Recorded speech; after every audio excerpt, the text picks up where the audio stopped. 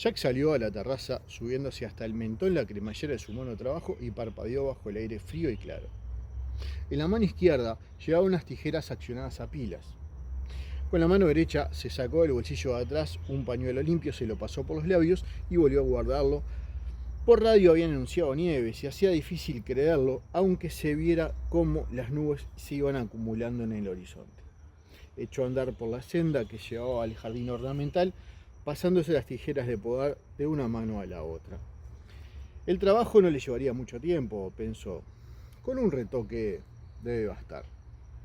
El frío de la noche seguramente había detenido el crecimiento de las plantas. El conejo tenía las orejas un poquito peludas y a dos de las patas del perro se le habían deformado un poco. Pero los leones y el búfalo estaban perfectos. Con un rápido recorte de pelo sería bastante. Y entonces que viniera la nieve. La senda de cemento terminaba tan bruscamente como un trampolín. Jack se salió de ella y pasando junto a la piscina vacía tomó el sendero de grava que serpenteaba entre los animales del jardín ornamental y llegaba hasta la propia zona infantil. Se dirigió hacia el conejo, oprimió el botón que ponía en funcionamiento las tijeras. La herramienta empezó a zumbar por lo bajo. Hola, señor conejo, saludó Jack. ¿Cómo te va? ¿Una recortadita en la coronilla y pulirte un poco las orejas? Perfecto. Oye, ¿te contaron una vez el chiste del viajante de comercio y la anciana que tenía un perro de aguas? Su propia voz le sonó tan forzada y estúpida que se interrumpió. Se le ocurrió que no le interesaba mucho a esos animales. Siempre le había parecido una especie de perversión eso de recortar y torturar un pobre seto para darle la forma de algo que no era. Nadie le contrató a usted para filosofar, Torrance. Pues era cierto, y tan cierto. Le recortó de las orejas al conejo y en el césped fue formándose un montoncito de hojas y ramitas. Las tijeras de podar ronroneaban en ese tono bajo y con una inquietud y una resonancia metálica que tiene al parecer todos los aparatos accionados con pilas. El sol brillaba, pero no daba calor. Ahora ya se hacía tan difícil creer que vendría la nieve. Jack trabajó con rapidez, pues sabía que en un trabajo como ese, por lo general, detenerse a pensar significaba equivocarse. Le retocó la cara al conejo, que desde esa distancia no parecía como nada una cara, pero desde unos 20 pasos, más o menos, los efectos de luz y sombra se unieron a la imaginación del espectador para hacer creer que la había. Y después empezó a pasarle las tijeras por la barriga.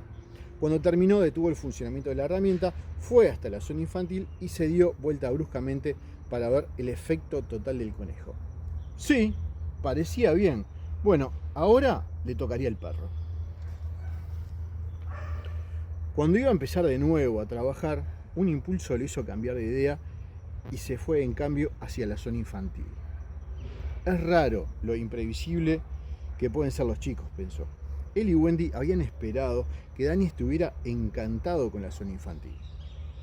Allí había todo lo que pudiera pedir un niño. Pero Jack no creía que su hijo hubiera estado allí media docena de veces, si es que eran tantas. El portón chirrió ligeramente cuando lo empujó para entrar, y después la grava empezó a crujir bajo sus pies.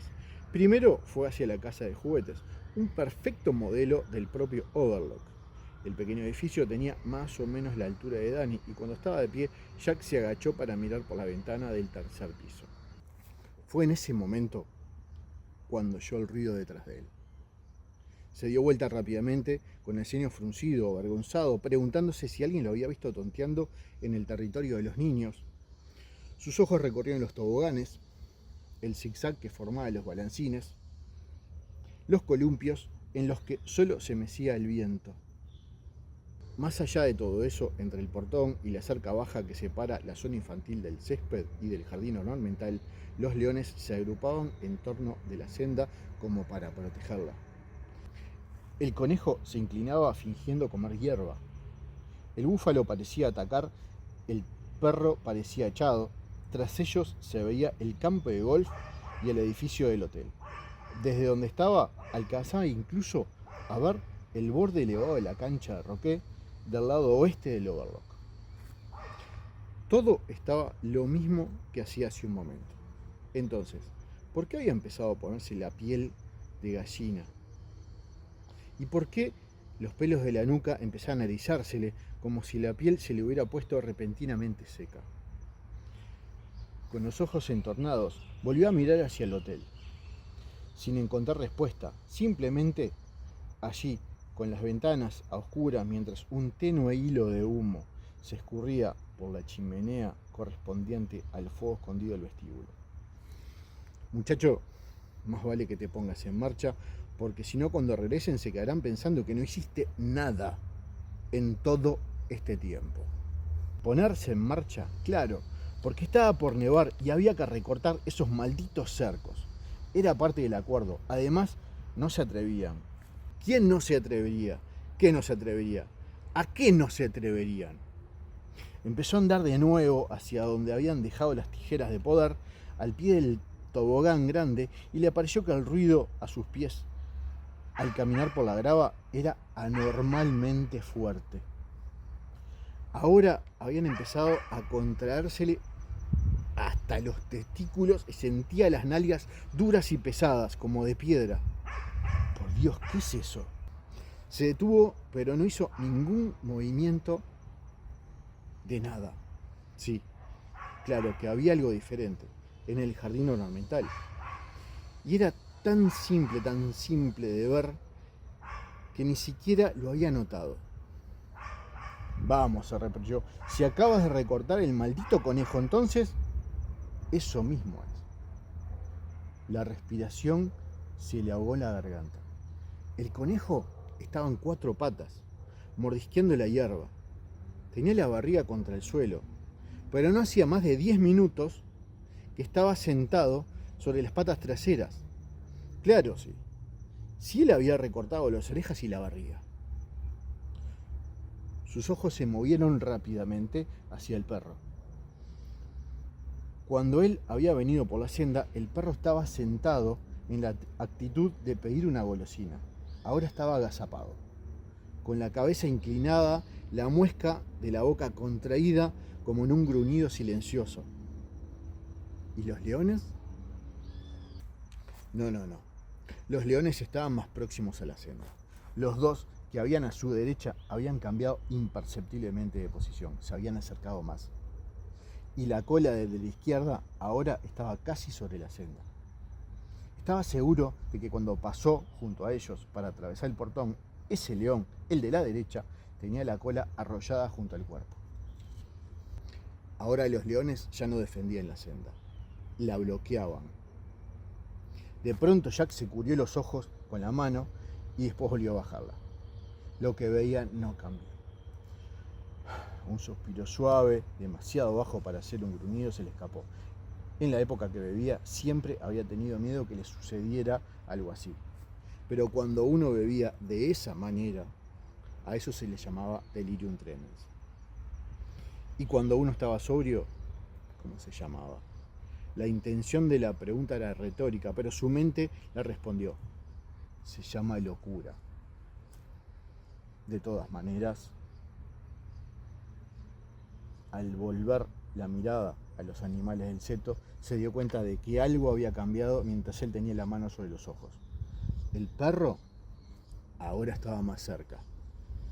Ya no se sentía agazapado, sino que parecía estar preparado para correr, con los 4 traseros flexionando, una de las patas delanteras extendida y la otra hacia atrás, con una boca más abierta, con gesto que ahora sí parecía amenazante.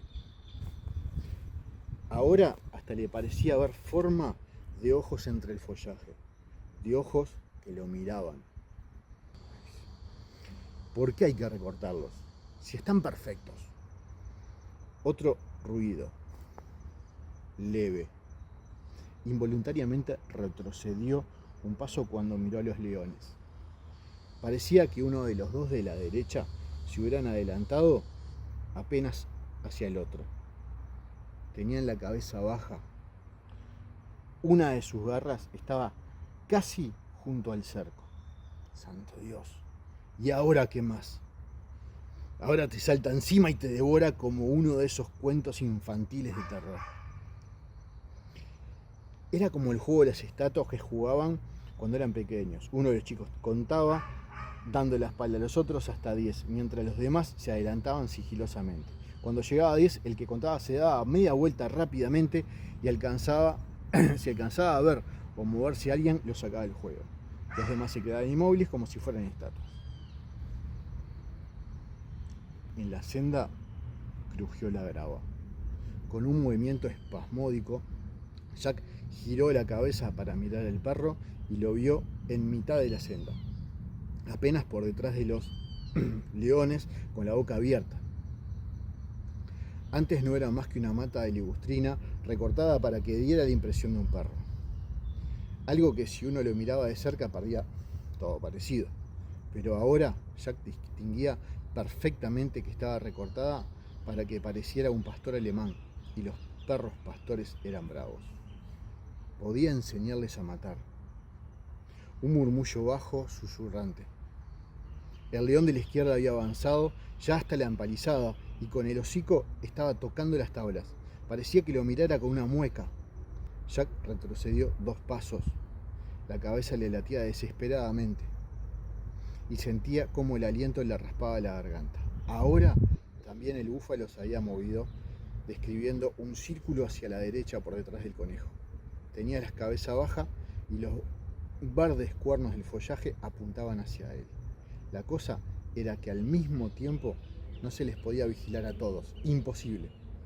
Sin darse cuenta, en su concentración desesperada de que estuviera articulando ningún sonido, a Jack empezó a escapársele un gemido en la garganta. Sus ojos saltaban de una a otra de esas criaturas inverosímiles, procurando ver sus movimientos.